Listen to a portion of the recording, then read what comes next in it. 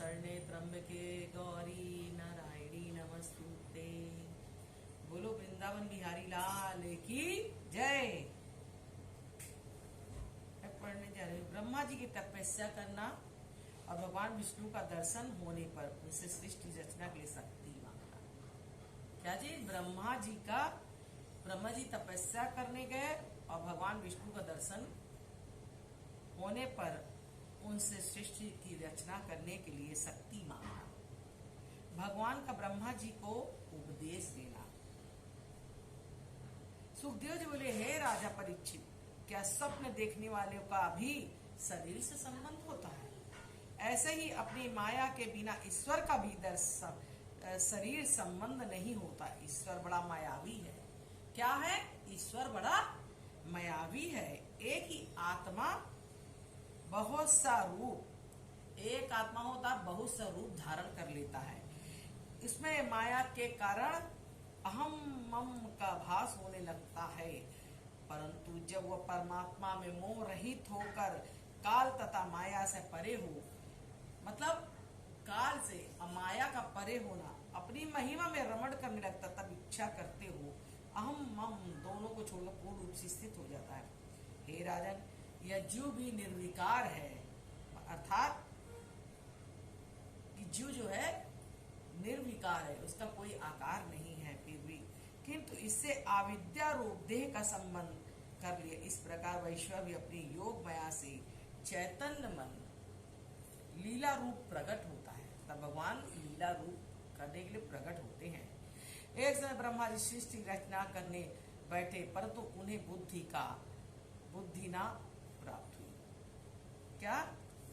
कि सृष्टि रचना करते उन्हें कोई बुद्धि नहीं प्राप्त हुई। तब उन्होंने एक समय जल में 2 बार कहे हुए 2 अक्षरों का वचन सुना, तप करो। ऐसी ध्वनि प्रकट हो रही थी।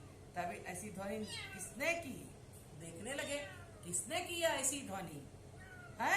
उसका दर्शन करने के लिए विवश होकर घोर तप करना आरंभ कर दिया। जब ऐसी आकाशवाणी हुई कि देखा कि कौन कह रहा है कि तप करो, तभी वो तप करने लगे और फिर दर्शन की लालसा से उन्होंने तप किया। उनके तप से सब लोग जलने लगे। अब बताइए, ऐसे ही होता है कि जब तप करने लगते हैं तो लोग क्या करते हैं? उनके तप से जलने लगते। तब भगवान ने प्रसन्न होकर उन देवताओं की प्रशंसा से प्रशंसित शोक मोह क्लेश से रहित अपना वह उत्तम लोक दिखलाया। तब देवताओं ने क्या किया? अपना उत्तम लोक उनको दिखलाया।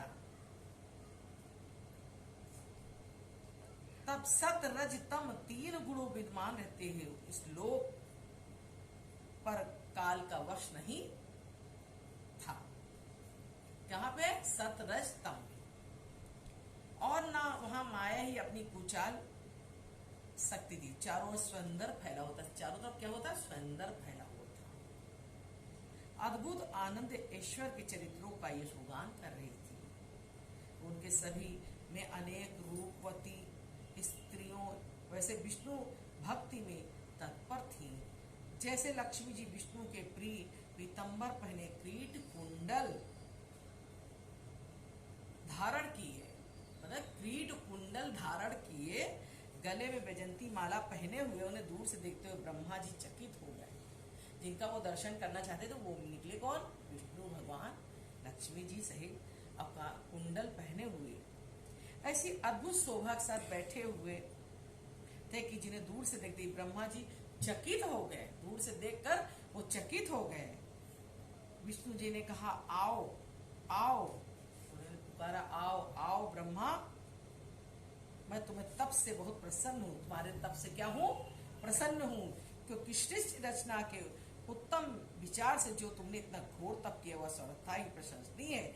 हे ब्रह्म, तुम मुझसे वर मांगो। जिस शब्द को एकांत में सुनकर अपने उत्तम तप किया है, जब तुमने कहा घोर तप करो, तुमने इतने ही शब्द सुनकर ही इतने घोर तप किया है, इसलिए मैं प्रसन्न हूँ। तुम मांगो जो मांगना है। ये सृष्टि की रचना करने के लिए तुम्हें जो भी जरूरत हो बताओ।